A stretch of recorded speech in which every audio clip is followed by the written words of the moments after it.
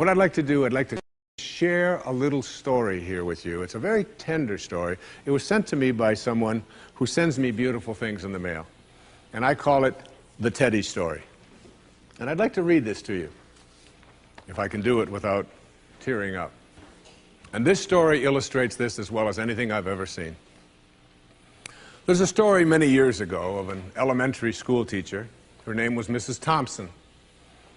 As she stood in front of her 5th grade class on the very first day of school, she told the children a lie. Like most teachers, she looked at her students and said that she loved them all the same. But that was impossible because there in the front row, slumped in his seat, was a little boy named Teddy Stallard.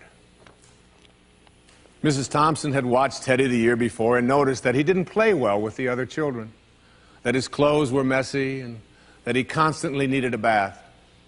Teddy could be unpleasant. It got to the point where Mrs. Thompson would actually take delight in marking his papers with a broad red pen and making bold X's and then putting a big F at the top of his papers.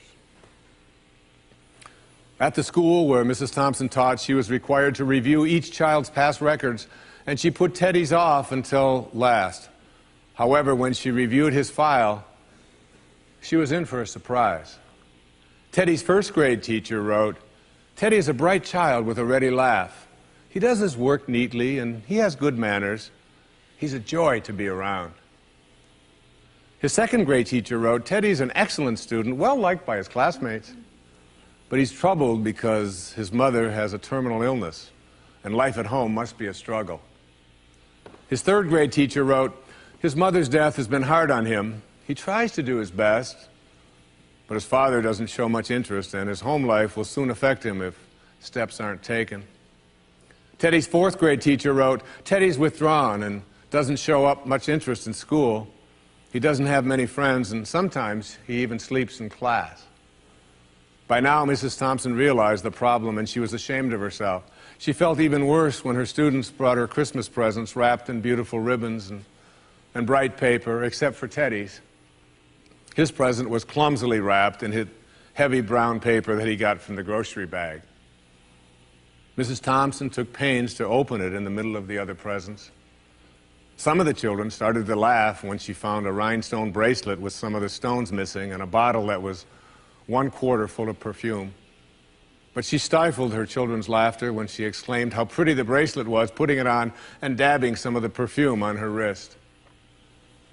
Teddy Stallard stayed after school that day just long enough to say, "Mrs. Thompson, today you smell just like my mom used to." After the children left, she cried for at least an hour. On the very day, she quit teaching reading, writing, and arithmetic, and instead, she began to teach children.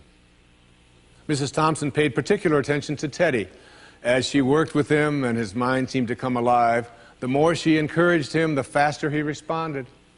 By the end of the year, Teddy had become one of the smartest children in the class, and despite her lie, became one of her teacher's pets. A year later, she found a note under the door from Teddy telling her that she was still the best teacher he ever had in his whole life.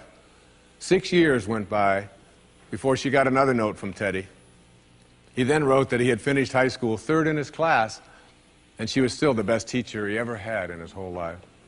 4 years after that, she got another letter saying that while things had been tough at times, he stayed in school and stuck with it and would soon graduate from college with the highest of honors. He assured Mrs. Thompson that she was still the very best and favorite teacher he ever had in his whole life. Then 4 more years passed, and yet another letter came. This time he explained that after he got his bachelor's degree, he decided to go a little further. The letter explained that she was still the best and favorite teacher he ever had, but now his name was a little longer.